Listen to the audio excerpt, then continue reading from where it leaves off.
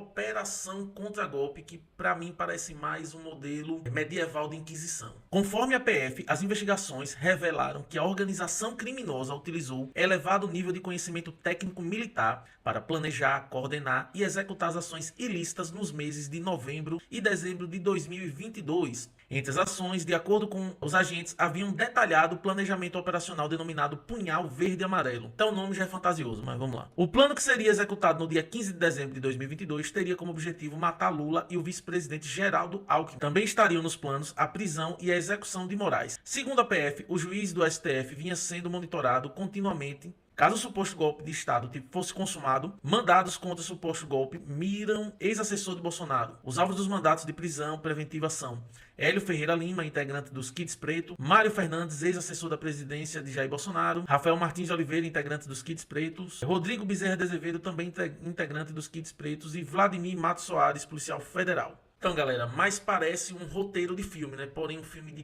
péssima qualidade, um roteiro muito mal escrito. São tantas ilegalidades que é difícil até escolher uma para começar. Pela origem de tudo. Se é que esse plano realmente existiu, é crime. A verdade é que amplamente esse tema foi já exaurido aí por basicamente todos os principais juristas e é basicamente uma opinião unânime. Não é crime. A Constituição brasileira, ela não prevê que atos preparatórios, ou seja, tudo que você faz em preparação para cometer um crime, se esses atos em si não configurem outros crimes, o fato de estar preparando para o homicídio não é crime.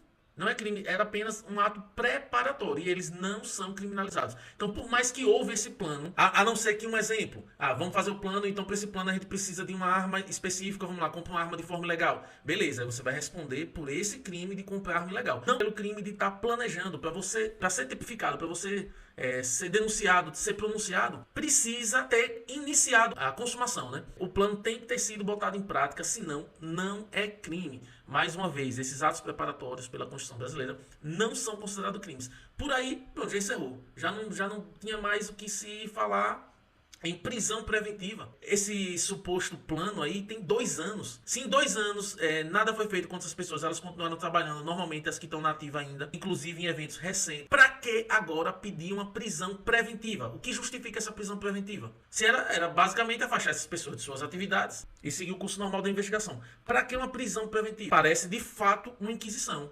Como é? Isso é basilar, isso é cristalino. Como é que você pode, em um processo, o juiz ser também vítima? Como ele vai conseguir ser imparcial? É impossível. Para você ver no relatório, ele mencionou o próprio nome 44 vezes. Como é que esse julgamento vai ser imparcial? Se o cara é a vítima, é o relator e é também o juiz. É um absurdo, é um absurdo. Isso é impensável em qualquer lugar do mundo que se considere uma democracia. Um absurdo, um absurdo. Essas pessoas que receberam agora mandado de prisão preventiva, totalmente ilegal. Primeiro, porque não houve crime. No relatório, menciona algo que não é crime. Eu tô vendo muita gente comparar com as ilegalidades da época da prisão de Lula. Pra você ver, né? Houve vícios no processo de Lula, houve vícios no processo de Lula. Acho que isso já tá mais do que claro, né? Era uma comoção geral, todo mundo queria que ele fosse preso, mas houveram vícios no processo. Diferente desse caso, os crimes lá existiram. Tinham provas inequívocas de que ele cometeu os crimes. Ou seja, não era um inocente preso, não.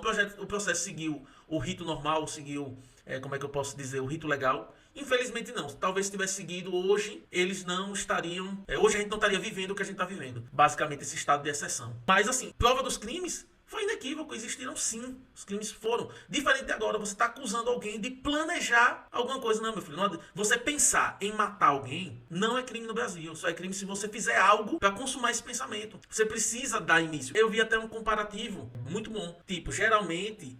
planos de assalto a banco, aqueles mega assaltos a banco, muitas vezes eles são descobertos antes de começar. E muitas vezes também a polícia espera que haja algum ato que dê o start, né, na operação para ir lá e prender. Justamente por isso, porque só planejar roubar um banco não é crime.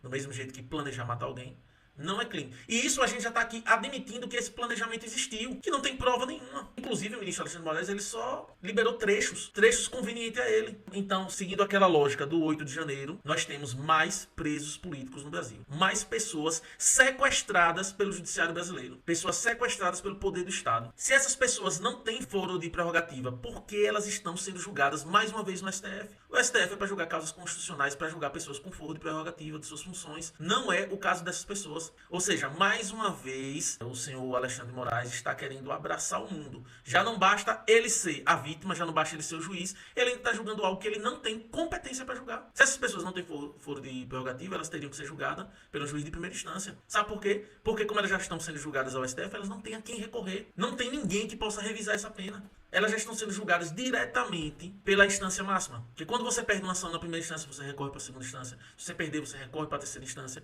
E aí, para onde elas vão recorrer? Ele mesmo, ele que é a vítima, suposta vítima, vai avaliar o recurso. Vai ser justo? Vai ser imparcial? Claro que não vai ser imparcial.